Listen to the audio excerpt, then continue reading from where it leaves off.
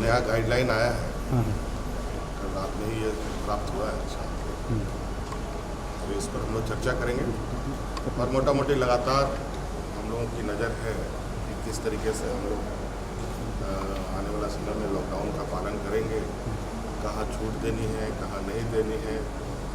क्योंकि हम पहले भी बताए थे कि हमारी समस्या तो तब बढ़ेगी जब प्रवासी मजदूर वापस आएंगे और जहाँ ग्रीन जोन है वो तुरंत उसको ऑरेंज रेड में कन्वर्ट भी हो रहा है। और इसको ध्यान में रख करके हम लोग निर्णय लेंगे, क्योंकि ये भी निर्णय लेना ज़रूरी है कि किस सारी चीज़ें थम सी गई हैं, उसमें गति कैसे आएगी। अब तो नए सिरे से सोचना है कई चीज़ों का, इसलिए अभी मैं खुद ही पदाधिकारियों के साथ बैठक करके ये आज शाम तक सर देखिए, हमने जो लगातार आप लोगों के माध्यम से ये जानकारी प्राप्त हो रही थी कि सड़कों पर लोग चल भी रहे हैं और मर भी रहे हैं, कोई एक्सीडेंट से मर रहा है, कोई भूख से मर रहा है, ये बहुत दर्दनाक स्थिति बनी है और बन भी रही है, अभी भी लगातार ये चीज़ें जारी है। तो हमने ये स्पष्ट रूप से अपने प्रशासनिक महकमे को निर्देश दिया कि राज्य के अंदर कोई भी व्यक्ति पैदल ना चले, चाहे वो किसी भी राज्य का। और हमने उनको सुरक्षित स्थान पर पहुंचाकर उनको खाने पीने की व्यवस्था कर उनके गंतव्य स्थान तक पहुंचाने का निर्देश दिया है। और साथ में फिर भी राहगीर कहीं ना कहीं इतने बड़ी संख्या में देश में जिस तरीके से प्रवासी निकल पड़े हैं अपने घरों की ओर, ना जाने किस गली मोहल्ले से निकल जाएं, किस रास्ते से आ रहे हैं पता नहीं चल रहा है। तो इसलिए हमने हाईवेज़ में भी जो हम लोगों का सामुदायिक किचन है उसको भी चलाने का निर्देश दिया है और वहाँ पर राहगीरों को मुफ्त भोजन देने का भी निर्देश दिया है। पानी की पूरी उपलब्धता हो, छायादार जगह हो जहाँ पर लोग थोड़ी देर आराम भी कर पाएँ।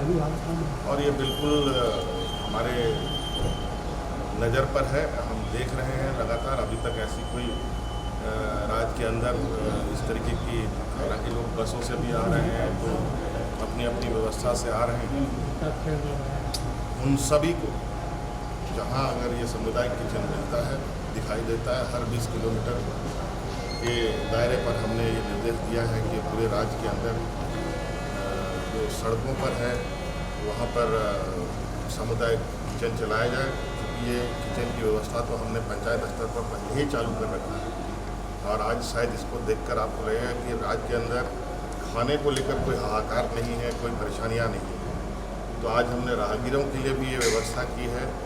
प्रवासी लोग जो पैदल चले हैं या भटक गए हैं उनको भी अब रास्ते में खाने की कोई दिक्कत नहीं होगी, ये व्यवस्था हमने और आपने उनको वापस भी निर्देश दिया है।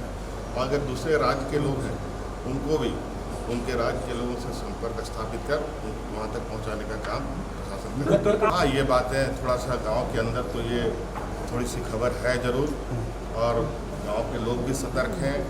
हमने इस विषय पर जो सामाजिक पुलिसिंग की भी जो आपके सामने बात रखी है और उन लोगों से आग्रह किया है कि आप लोग बिल्कुल जो भी लोग बाहर से आएंगे तो उनके प्रति एक आप लोग स्नेह का भाव रखें।